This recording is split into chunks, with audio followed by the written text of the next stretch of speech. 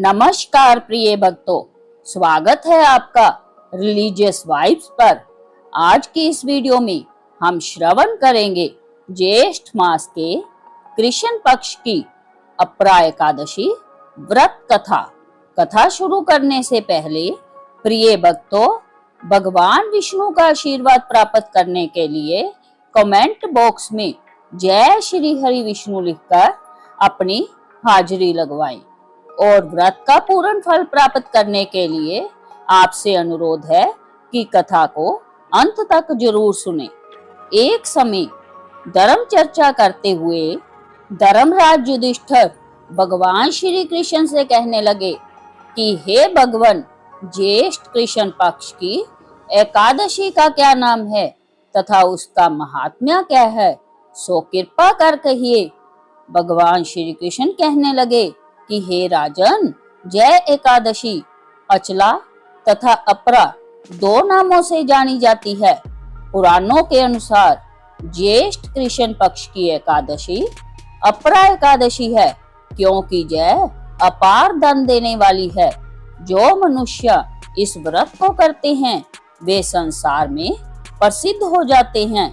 इस दिन भगवान त्रिविक्रम की पूजा की जाती है।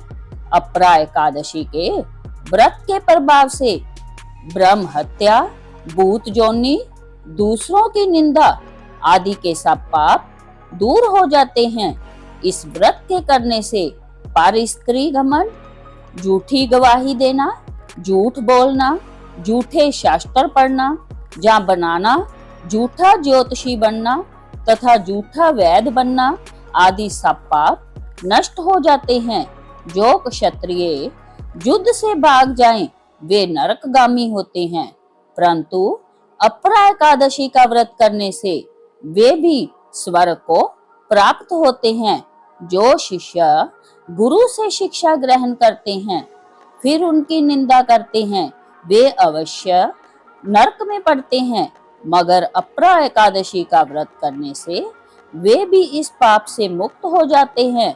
जो फल तीनों पुष्कर में कार्तिक पूर्णिमा को स्नान करने से या गंगा तट पर पितरों को पिंडदान करने से प्राप्त होता है, वही अपरा एकादशी का व्रत करने से प्राप्त होता है। मकर के सूर्य में प्रयागराज के स्नान से, शिवरात्रि का व्रत करने से, सिंह राशि के बृहस्पति में गोमती नदी के स्नान से, कुंभ में केदारनाथ के दर्शन जहाँ बद्रीनाथ के दर्शन, सूर्य ग्रहण में कुरुक्षेत्र के स्नान से, स्वर्ण दान करने से अथवा अर्ध प्रसूता गोदान से जो फल मिलता है वही फल अपरा एकादशी के व्रत से मिलता है। जय व्रत पाप रूपी वृक्ष को काटने के लिए कुल्हाड़ी है। पाप रूपी ईंधन को जलाने के लिए अग्नि, पाप रूपी अंधकार को मिटाने के लिए सूर्य के समान, मृगों को मारने के लिए सिंह के समान है। अतः मनुष्य को पापों से डरते हुए इस व्रत को अवश्य करना चाहिए। अपरा एकादशी का व्रत तथा भगवान का पूजन करने से मनुष्य सब पापों से छूटकर विष्णु लोक को जाता है। इसकी प्रचलित कथा के अनुसार प्राचीन काल में महीध्वज नाम का एक धर्मात्मा राजा था। उसका छोटा भाई वज्रध्वज बड़ा ही क्रूर, अधर्मी तथा अन्यायी था। वह अपने बड़े भाई से द्वेष रखता था। उस पापी ने एक दिन रात्रि में अपने बड़े भाई की हत्या करके उसकी देह को एक जंगली पीपल के नीचे गाड़ दिया। इस अकाल मृत्यु से राजा प्रेत आत्मा के रूप में उसी पीपल पर रहने लगा और अनेक उत्पात करने लगा। एक दिन अचानक दौम्या नामक ऋषि उधर से गुजरे। उन्होंने प्रेत को देखा और तपोबल से उसके अतीत को जान लिया। अपने तपोबल से प्रेत उत्पात का कारण समझा। ऋषि ने प्रसन्न होकर उस प्रेत को पीपल के पेड़ से उतारा तथा परलोक विद्या का उपदेश दिया।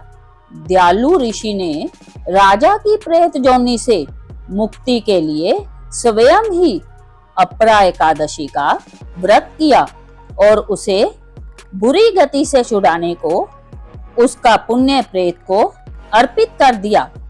इस पुण्य के प्रभाव से राजा की प्रेत जोनी से मुक्ति हो गई। वह ऋषि को धन्यवाद देता हुआ दिव्य देह धारण कर पुष्पक विमान में बैठकर स्वर्ग को चला गया। हे राजन, जय अपरा एकादशी की कथा मैंने लोकहित के लिए कही है। इसे पढ़ने अथवा सुनने से मनुष्य सब पापों से छूट जाता है। प्रेम से बोलिए श्री विष्णु भगवान की जय, श्री लक्ष्मी माता की जय, श्री तुलसी माता की जय। प्रिय भक्तों, एकादशी के दिन कुछ नियमों का पालन जरूर करें। इस दिन निराहार व्रत रखना उत्तम होता है, लेकिन यदि सामर्थ्य ना हो तो फलाहार ले सकते हैं। चावल, गेहूं, मक्का, बाजरा, बेसन और दालों का सेवन बिल्कुल ना करें। सुबह स्नान के बाद भगवान विष्णु की प्रतिमा या तस्वीर को पीले फूल, पीले वस्त्र और तुलसी दल अर्पित करें। इस दिन क्रोध, झूठ बोलने और किसी की बुराई करने से बचे। अपरा एकादशी के दिन तुलसी के पत्ते न तोड़े, बल्कि पिछले दिन के टूटे हुए पत्ते पूजा में इस्तेमाल करें। सुबह द्वादशी के दिन विष्णु पूजा और ब्राह्मण को भोजन दान देने के बाद ही व्रत खोलें। ज्येष्ठ माह होने के कारण भगवान विष्णु को आम और ककड़ी का भोग जरूर लगवाएं। फिलहाल बस इतना ही। मिलते हैं अगली वीडियो में। वीडियो पसंद आए तो एक लाइक जरूर करें।